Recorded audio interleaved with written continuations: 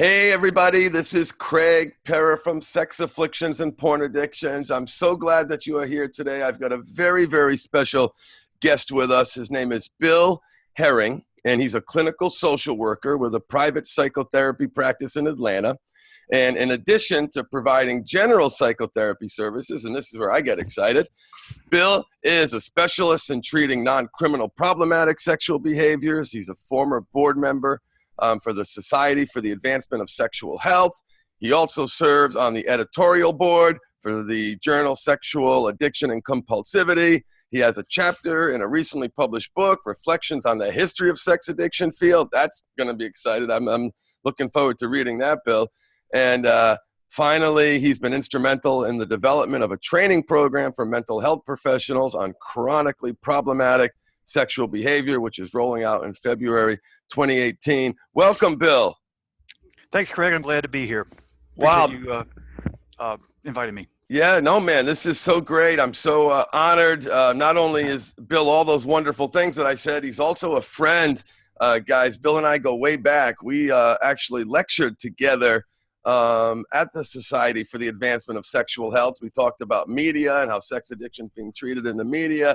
And that's where our relationship started. And so glad to have you, man.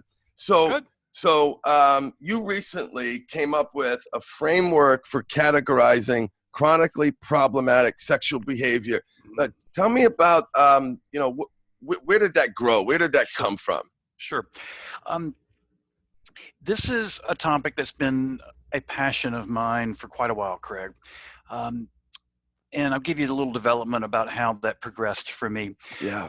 Again, for years, I've worked with people whose sexual behavior has taken them outside of their commitments and their value systems, or outside of their self-control, outside of sexual responsibility, just really, as you know, engage in a set of behavior patterns that can cause just tremendous amount of devastation for them and for the people who care about them.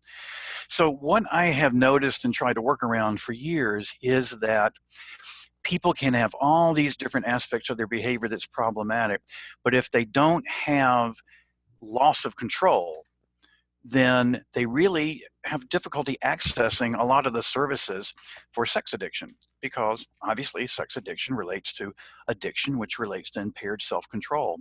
And I have come to the conclusion over the years in talking to a lot of people that not everybody who engages in behaviors that look very similar are necessarily diminished in terms of their self-control. I mean, some people just do what they do because they do what they do, and they get into tremendous amount of trouble with that. And then when they're finally ready to get help, the question will almost always come down to the fact of, are you in control of your behavior? Are you doing this volitionally? Are you doing this because something has seized your decision-making ability? And of course, many people will say, well, I'm not in control. I've tried to correct this. I've tried to deal with this on my own, and I can't do it.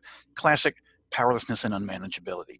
But I think that there are some people who have done almost the same things, and when you really bear down to them, what they're describing and really what they're demonstrating wasn't so much of a lack of control. It was I was going to say poor control, but even that's not the word. It's poor decision making. Yeah. And so what do you do with those folks? You say, well, here's this whole treatment methodology for addiction, compulsion, all the different variants of that. But what do you do with somebody who doesn't necessarily register very strongly on the addictive or compulsive measures? What I have found is so often people then would wind up sort of saying that they don't have control so they could get into the services, so they could go to 12-step meetings, so that they could, which by the way, I'm sure you agree, I don't think you have to be an addict to get benefit from 12-step meetings. I think anybody who lives life could benefit from those principles. But regardless, my struggle for years has been how to not push people into the addiction category just because there's no other place to put them. So that's the first thread that started my whole thinking, and this is really years ago. Let me do the second. Yeah, keep going. I love it, man. Well, because you've been not just part of, but a leader in the evolution of the thinking around this, and what you're what I call an elevator. You're elevating the dialogue. You're elevating the conversation in a way that's really helping people. So guys, we're getting an inside view, really, how this is how this has progressed, because you're seeing a movement in many places away, even from the language of addiction, problematic sexual behavior, compulsive sexual behavior, and that represents an evolution of our thinking. So keep going. Yeah, okay, Thread great. number 2. Absolutely. So let me do the second one by coming into this organization that I've been a part of for years, SASH. This is where we met, the Society for the Advancement of Sexual Health. When this organization was first founded back in the late 1980s, it was the National Council on Sexual Addiction. Very clearly, this was an organization that was put together to deal specifically with that framing of the problem. And within just a few short years, it became evident that there were different ways of looking at the same problem that are pretty similar, but not always similar. And the first example of that is compulsion. What is the similarity and differences between an addiction and compulsion? And in many people, they could be practically synonymous. But to people who really bear down into this, there's some slight differences between what you would call an addiction or a compulsion, or even something that might be impulsive. So the organization, National Council on Sexual Addiction, wanted to be more inclusive. So they added the name, this was before I came on board, the National Council on Sexual Addiction and Compulsivity. Starting to be a mouthful, but appreciated the opportunity to try to be more inclusive. It's like, the old joke about don't let the camel get its nose in the tent, because as soon as it does a little bit, the whole camel's going to come in. Once that one name change was put into place, it became evident there's other ways of looking at the issue as well that are not necessarily about addiction or compulsion. Maybe it is a impulse disorder for some folks. Maybe this concept of hypersexuality has been sort of bandied about, and looking at how that fits in with these other categories and so forth, or how it doesn't. But the organization couldn't just keep putting more names to it, because after a while they can't all fit on a business card. That's right. That's right. So it was about 2004, the National Council on Sexual Addiction and Compulsivity had what I consider to be a watershed moment, and realized that the goal was going to forever be elusive if we try to just find a name that's going to capture the problem. Because I think as we get more advanced, we realize in many situations, there's not just a problem, there's many problems. And we do a disservice if we try to pack everybody into one way of looking at something. And my concern has often been that if you don't give people many choices, you're giving them more opportunities to fail, because not everything's going to be one size fits all. You got to really. So the challenge for the field has been how to bring all these different visions and voices together toward the common goal. And that's where the organization flipped from trying to define the problem to looking at the goal, which is sexual health. Yes, so this is when the organization began. This is how the Society for the Advancement of Sexual Health got sort of came into being. And I think that's a great change. The difficulty had been for many people, that phrase sexual health was just kind of 2 words. It sounds good, but it was hard for many people to really lock into what that means. It's like life, liberty, and the pursuit of happiness. It sounds great for everybody, but it can mean something different to many different people. Well, and especially when you're trying to diagnose and treat, like these labels and these terms matter. What is the goal? And that's, I talk so much about it. We as men and my clients and the people listening to this podcast, that's got to be the destination. You've got to move towards sexual health, and how you define it is unique to you. What's good for the goose isn't good for the gander, but that destination is so critical. But from a clinical perspective, what does it mean?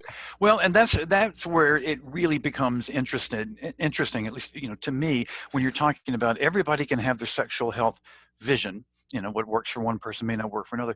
And yet at the same time, if everybody had a unique sexual health vision, like how are we going to have 300 million sexual health visions in our country? 7 billion sexual health visions worldwide. There has to be some commonalities between them that we can say, no matter what else you can say about the ways that you express yourself sexually, there have to be some parameters that we can look at as being consistent with universal notions of sexual health. Yes. But as a profession, we have not, I think in some ways we're playing catch up. And that's part of what my work has been trying to do, is to really, as you say, sort of uplift the conversation and provide some different ways of really bringing a lot of professionals together. And I say all that to say, this is another major thread that has come together in my thinking. As I believe you know, there are a lot of disagreements among the sexuality therapists, sex therapists. It's like politics, Bill, isn't it? You've got your right, you've got your left, and Yeah. and they're not talking to each other. And in some Well, that's cases, the you've point. seen it's gotten demonized each other. Because I've always kind of not been in the middle, but I've had close Yeah. contacts, as have you, on Yeah. both sides, and you see good people trying to do good things, Yes. but really convinced that their way is the Right. way, and here come guys Yeah. along like you who say, hey, what can we learn from each other, which is why I love you.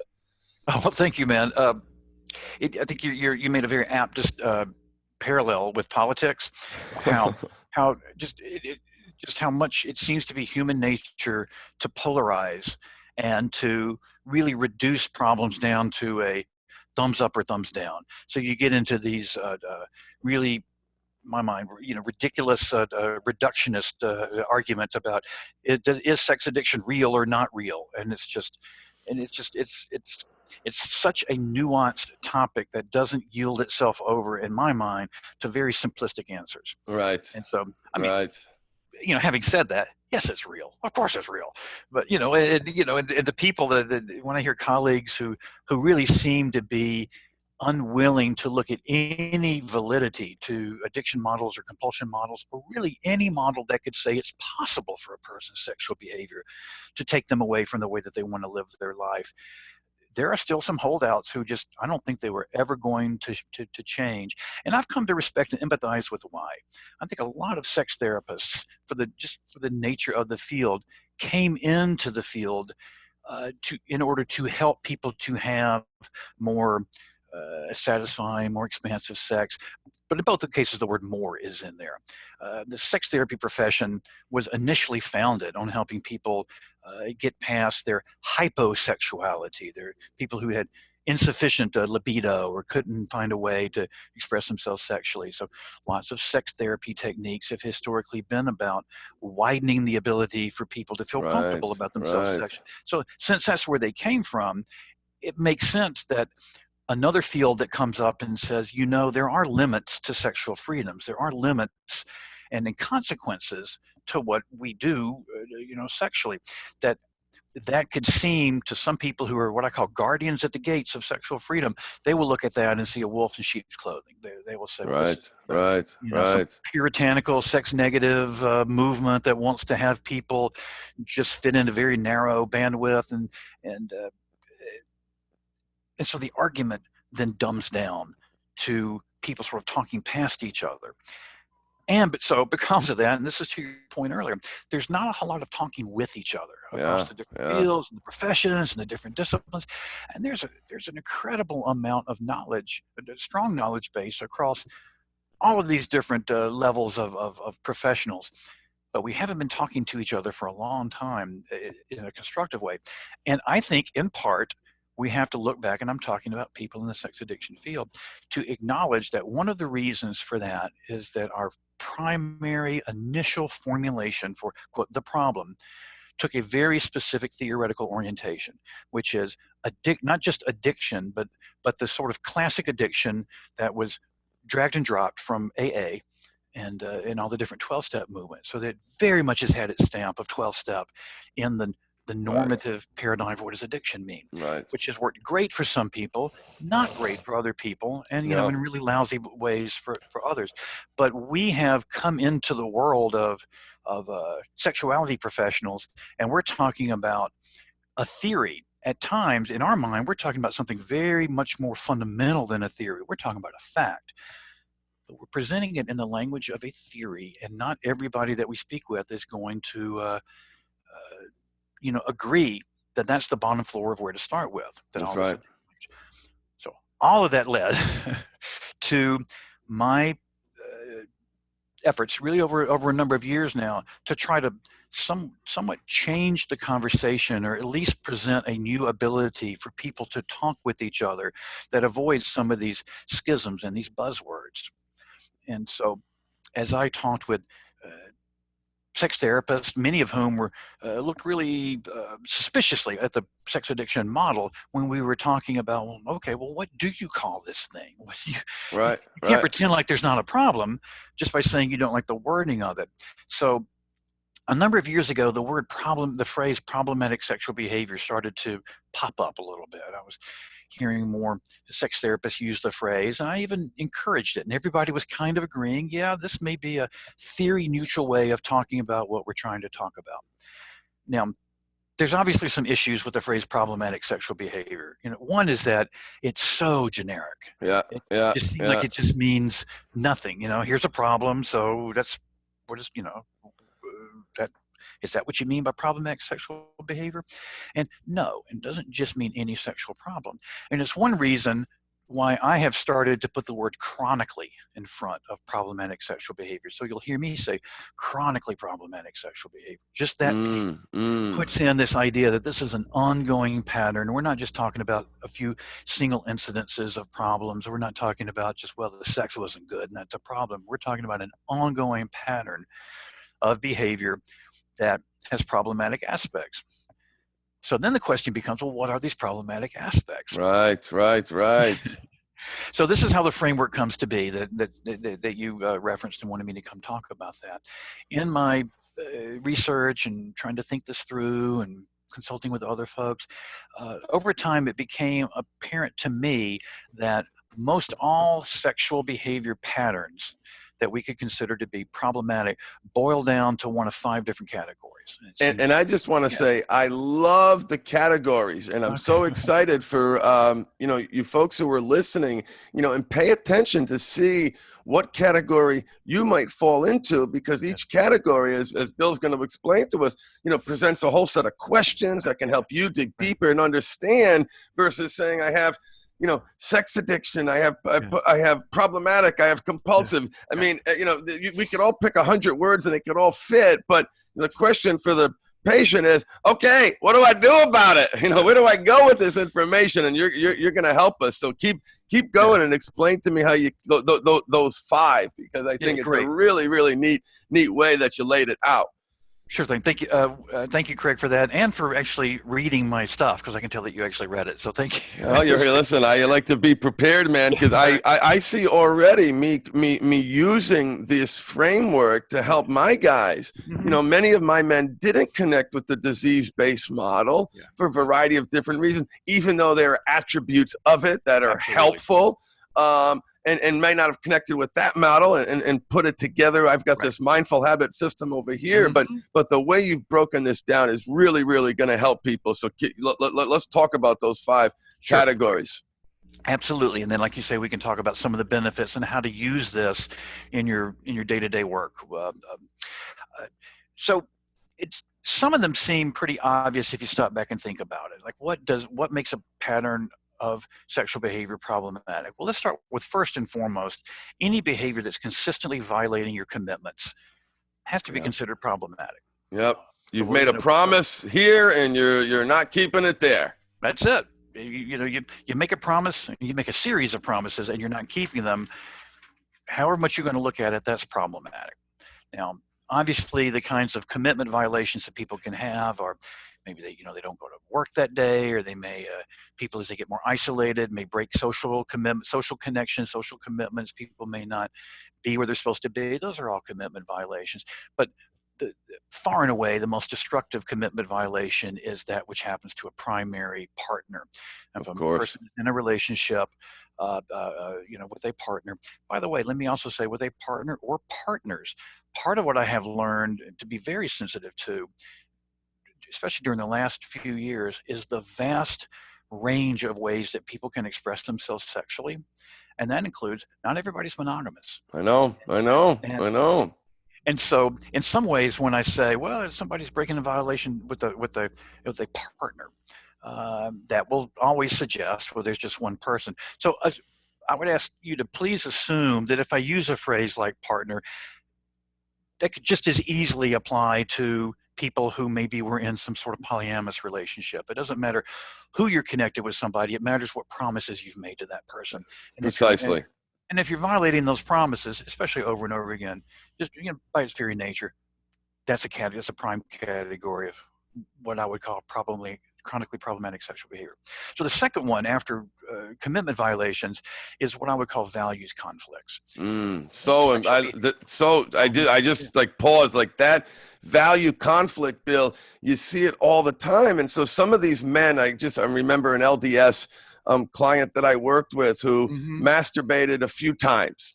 And watched porn a few times. I'm talking a handful. And in no model could it be considered chronic, could it be considered addiction. But the universe of therapy where this man goes, it was instantly labeled a sex addiction. And of course, that model wasn't helping him. These occasional slips were these value conflicts. So yeah, good. So important to make that distinction. And we've seen all over how a person's religious beliefs impact their attitude towards sexuality in such a significant way. Well, this is one of in some ways a tricky topic, and you pointed out several of the dilemmas around looking at consistent values conflicts as an example of problematic sexual behavior. The primary one being that a values conflict is going to be inherently subjective. Right. If my behavior is conflicting with my values, nobody can tell me that it does or doesn't other than me. It's my values. The dilemma I had with this category was trying to bridge the chasm between the idea that, how do I want to put it? People, certainly we all have a right to have our own autonomous values. And at the same time, some people can be raised with values that maybe you and I or someone else could look at and say, well, that value is a repressive value. Right. Somebody who would say that, I don't know, it's sinful to play cards. I'm using just silly stereotyped example that doesn't have anything to do with sex. Right. Most people would look at that and say, there's nothing inherently wrong with playing cards. I'm sorry. But for a person growing up within that, it doesn't matter what everybody says. It matters what works for that person. So when we're talking about sexual behavior, this is the topic where sexual shame can come in. And I almost want to say masquerading as a value, but value is very much covered in what could be sexual shame. And maybe somebody from a very traditionally sexually conservative environment in which same-sex behavior, as an example, classic example, would be inherently sinful. And that person finds themselves engaging in same-sex desire, maybe involved with somebody that way, may have tremendous guilt and values conflicts because of it, where even though you or I, somewhat more quote enlightened, may step back and say, well, maybe this person's values are so restrictive that that's part of the problem there. And so that got me to think on these first two topics, the commitment violations and values conflicts. Either one of these, as examples of problematic sexual behavior, can be changed by altering either the sexual behavior or the non-sexual behavior. Right. In other words, let's go back to commitment. A person can stop their behavior that's breaking the commitment, or they can stop the commitment. Right? Values conflicts. A person who's experiencing a conflict between their behavior and their values, they can either change or modify their behavior, or at least conceivably, they can change and modify their values. Right. And I think what we find in therapy at times is in talking with people, helping them to unpack some of their dilemmas in that regard, people may be able to start to have shifts in the way that they value themselves, their behavior, many things. And masturbation feels like the big fat one here, right, Bill? I mean, it's masturbation is a sin, Christianity, Judaism, and Islam, and in different degrees. So, in some sects, it's masturbation is tolerated. Other places, it's a sin, and the man may kind of realize that, well, it's not that bad, but the masturbation gets wrapped up with the porn. So there's this snowball that keeps building and getting worse and worse for the person, instead of cultivating a healthy relationship with masturbation and separating those two. They're all wrapped up in causing significant conflict in someone's life. So yeah, I can see how something like this, and I like too how it's subjective, because it's got the framework And then Yes. it goes back to the client, like, is it a commitment violation? Is it Right. a value conflict? And that can only come from them versus you projecting yours onto theirs, which of course isn't something that we would ever do. Well, Or we try do it all not the to. time. Yeah, exactly. And that's one of, and again, I'll go back to let's talk about sex addiction as the primary sort of ground for initial way that so many people in our profession were trained, and it's way so many people who struggle with their sexual behavior, it's the language that they use of addiction. So I have great respect for that. At the same time, one of my challenges for people who are sex addiction therapists is to be careful not to engage in subtle forms of what's called confirmation bias, Right. which is that if you're looking for it, you'll see. If you Mark Twain's humorous saying that to a boy with a hammer, everything looks like a nail. And to somebody who helps somebody and they've got a good, strong theory, everything may look like that it fits into that theory. And so coming in with questions like using the framework of addiction can tend to make that category, and I'm going to come right to that in a minute because that's the third category, can make that a category almost more important than all of the others. And my model tries to level out all 5 of these categories, the 2 we've talked about and the 3 that we're about to, so that each of them is an independent characteristic, an independent criteria sufficient unto itself for a person to be able to say, this aspect of my behavior is problematic, come help me, without having to get into labels. And so I love it. What you find a lot, and when I'm discovering, thank you, man. I really try to avoid labels in favor of descriptions. So again, back to the phrase problematic sexual behavior. As a label, it can sound a little, you have to sit there and explain what it means. As a description, this is exactly what it is. Somebody's breaking their violations, somebody's having consistent values conflicts. How is that not problematic for that person? That's right. So that's the description that can then lead to all kinds of different theories based upon language that is sort of value neutral. Right. And the idea that a sexual problem doesn't necessarily need a sexual solution is value neutral. It says a person can change their sexual behavior, they can change their commitments or their values. Whatever's reducing the spread between those two is reducing or even eliminating the problematic aspect of that behavior. So whether a person changes themselves sexually or doesn't, they can get better in the help that they're looking for. So having said that, let me move on to the other 3. Yeah, we spent a lot of time talking about the first 2, primarily because, thank you. Primarily because of this idea that the sexual or the non-sexual aspect of their life can change to reduce the problematic nature. Now, the third category, we've established commitment violations and values conflicts. The third is diminished self-control. Yes.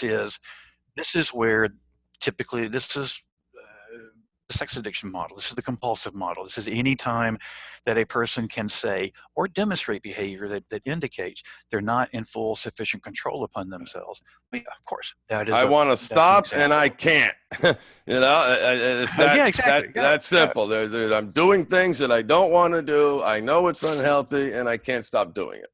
Help. And whatever else you can say about that, right? That is problematic. So in some ways, that's a very simple category, at least simple in that we're accustomed to looking at diminished control as what I would call the gatekeeper symptom. Again, for lots of our codified methodologies, you have to be able to turn the key to get into them, and diminished control has been that key. Right. And so again, my model the entryway. Yes. That's the entryway. So I'm trying to provide 5 different keys that people can come in and say, I've got this combination, I need help.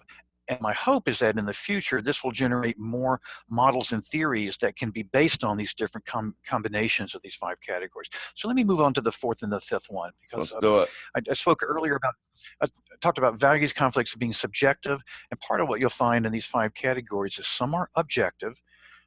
Commitment violation. You're either cheating or you're not. You're either, well, I guess some people could maybe let me back that up. But I know what you mean, though. There's a promise being violated. It is or it isn't. It just either is. Exactly. Right. Values conflicts will be more subjective.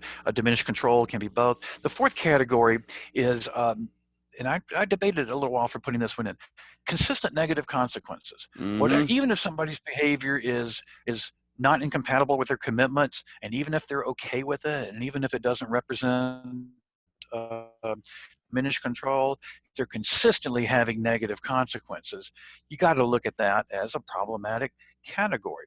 No matter what else you could say, unintended pregnancies, sexually transmitted infections, arrests for pornography and so forth. Those are problems, however you look at it, even if it's not outside of a person's values, or even if they're not breaking any commitments, and even if they're not out of control. My my my debate with myself for quite a while was that this is the category that seemed almost a little arbitrary, that if two people can engage in the same behavior and one person had negative consequences and the other didn't, what does that mean, that this person has problematic sexual behavior and that person doesn't? So I went back and forth with that because I thought that's kind of capricious. And then I fell back and said, you know what? Problem is, this problem does. That's A right. person's consistently having negative outcomes. Whatever else you can say about their behavior, something has to be different. So consistent negative outcome. Now, Well, the fifth one just is, one yeah, go comment ahead. on that, Bill. Like getting arrested for prostitution. You may be sex positive. You may be open about this with your partner, or whatever hypothetical we can think of, and at the end of the day, you're engaging in behavior that could get you arrested. And that lose your job and lose your job and reputational harm, depending upon where you are on the newsworthy food chain. You're on the, I've had clients call me with the cameras outside their door of their office because it's a slow news cycle. And this from a risk management perspective, having clarity on what those consequences are critical. And you're right. I can see how I'm seeing how each one is a swim lane, and there could be multiple in play, but each goes down a path of different inquiry and self-awareness, and ultimately, trying addressing the problems and fixing them. Good, keep going. Yeah, very good. I'm going to borrow some of that language. That was good. I wanted to take some notes. That was a nice summary, Craig. Oh, appreciate that. Thank you. So the very fifth category was one that, again, I had some internal debate about for quite a while. And when I say it, it'll show why. The fifth category of sexual behavior patterns that could be considered problematic would involve behavior that violates protective responsibility for other folks. I would call this just basic sexual responsibility. Now, this became tricky. Part of why I went back and forth with this is that the word responsible and responsibility can carry historically a real moral tone to it, especially if you flip it around. What is the opposite of responsible? It's irresponsible. And it's hard not to use that word without a really judgmental tone to it, as in, you violated an ethical standard. You shouldn't do that. That's irresponsible of you, which is absolutely an interpretation that somebody could have.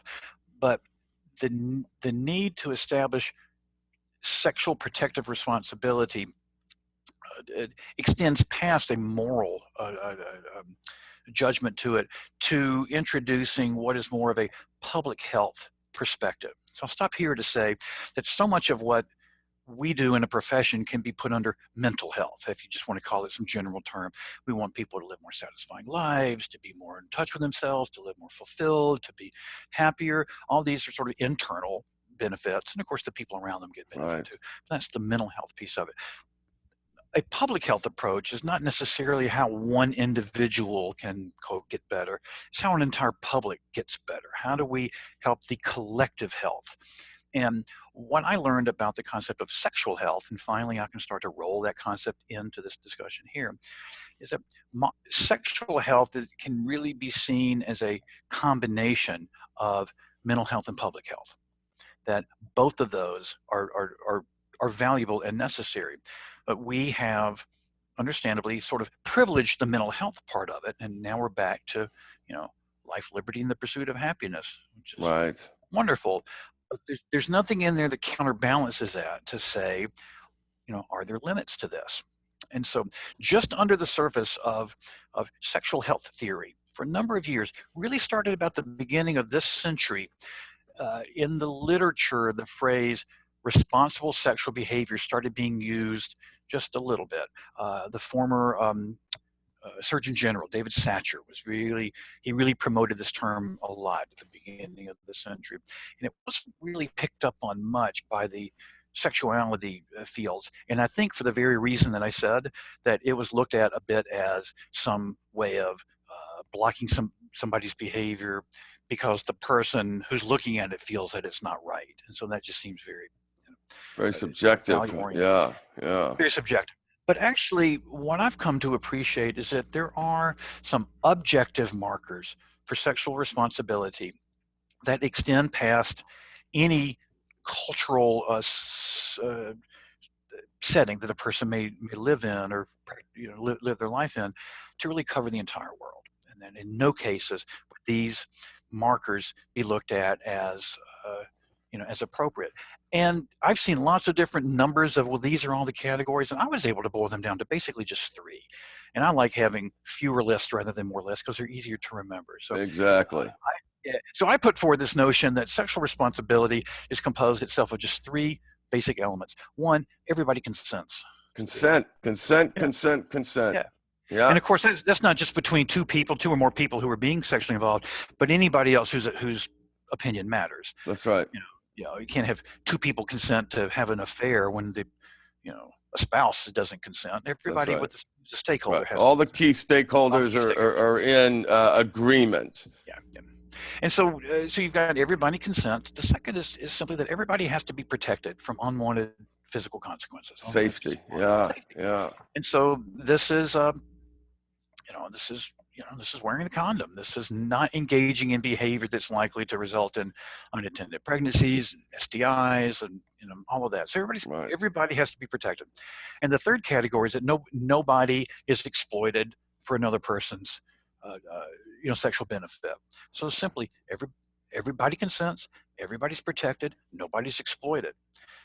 If you're meeting those 3 criteria, I would consider that you are engaging in responsible sexual behavior, no matter what else you're doing, because that piece is the piece about responsibility. Now, that doesn't mean that you're not violating commitments or having the values conflicts or any of those other categories.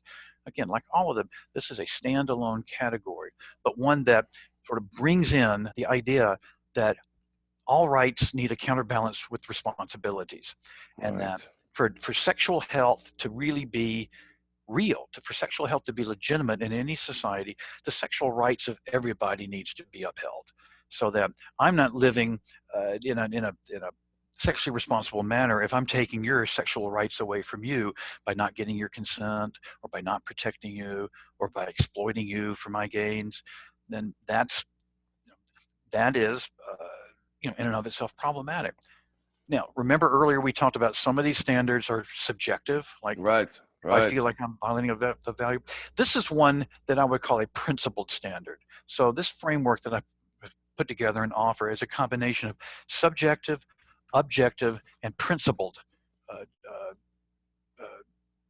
categories. And I think looking at sexual responsibility, it has some objective measurements to it, but fundamentally, this is a principle that we all need to live by. And so I wanted to go ahead and bring that into this formulation, because otherwise people can do whatever they want to do, and if somebody else is hurt by it, hey, as long as I'm honoring my commitments and my values are okay, I'm scot-free.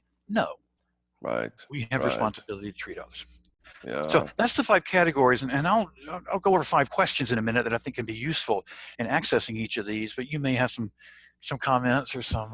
Well, I'm so enamored by the concept of consent, and so for example, even from take the client who's oogling and objectifying, sexualizing his neighbor, and it's been fascinating to see them. Look at that. Wait, I don't have consent to do that, even though some of these other categories, the boxes wouldn't be checked. It's just I really like how it has these this like global, bigger component to it, consent, safety, and exploitation in three areas where the pornography industry has been heavily criticized. Yes. They're even though the stars sign a sheet, some cases they aren't consenting. Acts are being engaged in that weren't agreed to. That's prolific in the industry, protected from unwanted physical consequences. Clearly that's not happening as a matter of industry standards around condom use, and then the exploitation. How many instances have you heard of young women and men being exploited by a power dynamic? And so I'm fascinated with all the different places this can apply to, and I just thought of the porn industry by way of example. But let's jump into the questions, Bill. Sure. And how do you where's the once you've gone through that and identified where you might fit in, then there's these questions. Yeah. Well, the questions to me are really, I would almost look at them as just conversational opportunities. An opportunity. My colleague, Doug Braun Harvey, talks about the importance of having sexual health conversations with clients. And so I would consider this consistent with that idea of an opportunity to begin to have a conversation about how that person's sexual health vision, what that is for them, and how their behavior is lining up with it. So again, just looking at them as conversational questions for commitment violations, simply asking, are you keeping your promises? You having any struggle with keeping or violating promises? I mean, that's just the entryway question that can lead into all kinds of discussion about commitments, violations, what's an overt violation, what's a covert one, what's one that people know about that people don't know about, what's the difference between whether it's an explicit commitment or an implied one. Well, we never really said that. So right. Dancing on that line, right? Exactly. Oh, well, no, I love the simplicity. That's great. Yeah. To assess, to help people start to have conversations around values conflicts, I think just some variation of "Are you okay with what you're doing?" is really good. Do you feel good about it? Do you like it? Are you okay with it? I love it. Right. Are you confused with it? Do you have questions? Do you wonder? Just sometimes it feels okay. Did you used to be okay and now you don't? Did you used to not and now you do? How does that shift happen? So just all sorts of different ways you can start to drill down into that particular person's relationship with those, with that topic. I think for diminished self-control, just basically kind of asking that as a question. Do you feel in control of yourself? Do you feel like that you're making the decisions? Do you feel like that they're starting to make you? Do you feel you can just, 100 questions that can lead into conversations with that. For negative consequences, I just like to say, how's everything going? Is everything going okay? Well, okay, not this. Yeah. Those are negative consequences. And any chance you could be arrested. Right. Exactly. Anything that you're doing. Yeah, exactly. Either what has happened, is happening now, could happen. And then for the fifth question about the protective nature of sexual responsibility, I just think, when you are engaging sexually, are you protecting everyone? And in some ways, that people may have to ask, well, what does protection mean? I've seen some of these formulations of these are what we have to protect people from, or help people to have, and I have seen the idea that. Since everybody has a right to experience sexual pleasure, but that doesn't mean that everybody has a responsibility to be able to give sexual pleasure to somebody else. I say that a person could hold to all five of these categories, have no problem with that. So you could say that they're not engaging in problematic sexual behavior. Their behavior is consistent with a sexual health vision, however that is for them. But that doesn't mean that the sex is going to be good, or that they're going to attract a partner or keep a partner or know what to do. Any more than if you have good physical health, that doesn't mean that you know how to play tennis. That doesn't mean like you know how to run a marathon. It just means that you don't have these barriers. And once those barriers are removed, then it's whatever you do with that. So to be able to ask these to stay in this issue about what are some other sexual responsibility safeguards I've seen some other authors put out. I saw honesty as one, that we have a responsibility to be honest to other folks. I actually chose not to include that in my little three categories of everybody's consents, everybody's protected, nobody's exploited, because I imagined a situation in which two people may hook up, they have some kind of sexual encounter, neither one of them is giving their real names because it doesn't matter to them, etc. And that's not honest, but neither many times would that be considered inherently problematic, Right. in the same Right. category as somebody being exploited. So once dishonesty lifts up to that level that people are getting exploited, then that behavior is already captured in the exploitation category. It doesn't have to be, well, you always have to be honest. Do what you're going to do. You can't exploit that other person. Right. So having Right. all these conversations about how are you protecting, yourself and other folks goes along with those other 4 questions to then, I think, result in a fairly nuanced and very individualized understanding of what are the different threads of what could be considered problematic in a person's sexual behavior. So in none of this have we ever used a label. In other Yep. words, in none of this have Yeah. we ever No defined. labels. Yeah, because what this is not a diagnostic classification system. I'm not trying to put something out here that's going to compete with sex addiction or anything else, because those are theories. And this, when I keep using the word framework, means that these are what I would consider the building blocks of how you're going to build any structure of service for someone else. You're going to build a building, you got to have good material, foundational material. So these are the bricks. All kinds of theories can be created from this model without having to use any sort of labels. And you also notice that this does not say that any particular behavior is okay or not okay, Right. except to how it affects those 5 categories that we've talked about. Right. And I think this is really crucial, because what I have seen a lot in previous assessment tools often have some specific behavior listed. Have you oftentimes maybe some kind of kink behavior, some kind of BDSM behavior, or so forth. And one of the complaints about those questions is that it can start to run the risk of pathologizing people for what they do, independent of whether or not it's violating their commitments or their values or out of control or negative consequences or sexual responsibility.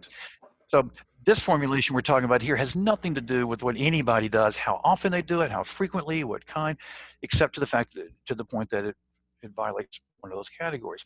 So let me bring it home as to why this is really helpful for me, Craig, in my clinical practice. And like you started off, I see clients throughout the week with these very kinds of issues.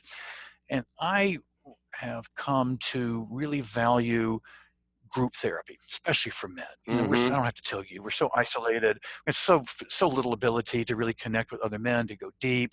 We have all these myths and misconceptions, and like what I consider that a little boy's version of what a grown-up is supposed to be like, and then we become adults and wonder why we're not satisfied, and have almost no way to talk about sexual Yeah, ideas and so all of true. that. So bringing groups together helps so much. And the more groups I form, the more people come into them, and then nobody wants to leave. So group practice is becoming a large part of what I do here. And in every one of my groups, I have a mixture of people who identify themselves as sex addicts and people who don't identify as sex addicts. And if you lined up and looked at their behavior, in many ways, there is a lot of overlap between their behavior. There may be just a few distinctions, but in many ways, people who self-identify as sexually addicted or people who don't, doesn't matter, as long as people can then drop down and get past those labels and say, are you keeping your promises? Are you okay with what you're doing? Are you in control of yourself? How's everything going? Are you protecting other folks? If they come up with answers that are conflicted in all of those areas, they have a right to, I don't think even a possibility, I would consider they have a right to be able to receive help at the same level as somebody else who would live under a label and who would say, not just this is what my struggle is, but I have this, therefore I am this, and wear that label, as you know, everybody. So in my groups, if people are talking for an hour with each other, you would have no ability to pick out that's the person who says they're a sex addict and that's the person who doesn't, because the behavior is going to look very, very difficult. And because of this, it removes barriers. It really brings people together, and they can all learn from each other and leave the labels outside the door. And I find that reduces resistance tremendously, because I don't have to do a lot of work in helping somebody to decide that they're sexually addicted if that's not how they're going to be able to see themselves. All I have to do is help them to see how they're conflicting with one of these 5 categories, and then they will identify themselves the kind of work they need to do. So that's the framework in a pretty long nutshell. There's lots of other conversations we could have about it, but I'm sure we're getting close to our time here. Yeah, Anything else you want to no, share or ask? well, I just want to say to folks out there who are listening, this is, as Bill said, a framework, and it gives you an opportunity to go through these categories and then ask the follow-up questions to really begin to understand yourself better, because this is a way to create that sexual health mission statement and define who it is you want to be. And by saying, in the debate I hear so often, as you do, which is why you've done this, and we're so blessed to have it. But, well, am I an addict? I'm not an addict. Let me take the quiz. Oh no, this website says I am. Let me go on another website and take the quiz, and this website says I'm not, and I'm fighting with my wife about it. It's like, are you healthy? Are you happy? And this just really is going to empower people to take it deeper, Bill. So I just want to thank you so much. But before we go, if people want to get in touch with you, how do they do that? Are you able to practice with folks, or is it just your state only? I want to make sure that if people can reach you, they can, but subject to the rules. Thank you. And as you know, that's an ongoing development about being able to offer services across states. So let me answer it a couple of different ways. One, I'm easily locatable. I'm easy to be reached as long as you can remember the name Bill Herring. Go to billherring.com. It's going to be my website, and my email is simply bill@billherring.com. So basically, you remember me, you can get to me. My practice understanding is here in Georgia to be able to provide ongoing counseling services to people outside of the state. I no longer do that because of some of the still unsettled, a little murky in some states, still blurry. But here's the deal. I mean, I have no problem. Somebody contacted me and wanted to do a little work with me, by phone or by online, enough really to serve as a consultant, for me to help triage, maybe help to a person to get a little cleaner understanding as to what they need to be able to deal with, and primarily to help folks find resources local to them that may be useful. I have no problem being the person who can sort of be that almost like the emergency room receiving facility. Right. If somebody life is falling apart, absolutely give me a call. Absolutely contact me. I'll help in what way I can, primarily to get you to a place so that you can then do the rest of your work. So for short-term work, assessment, consulting and coaching, I can do that, just not the longer-term psychotherapy or counseling. Great. Well, Bill, I want to thank you so much for being here. All of our, sexual health, everyone listening is elevated because of this conversation. You've been elevating this conversation since we first met. That's why I said to myself, I got to partner with a really smart guy, because I was I'm a life coach. my life had fallen apart a year before, and I said, that guy's going places. And so I want to present with him, and I'm just, and you've been elevating the dialogue ever since. And I want to thank you for that. We're healthier because of it, and look forward to having you back. Thank you so much for joining us, Bill. Thank you, Greg. It's a pleasure, and I appreciate the work you do as well. All right, everybody. So thank you so much for joining us. Catch you next week at the same time. Memento mori. Remember, you are going to die, so embrace your power of choice. Take it easy, everybody.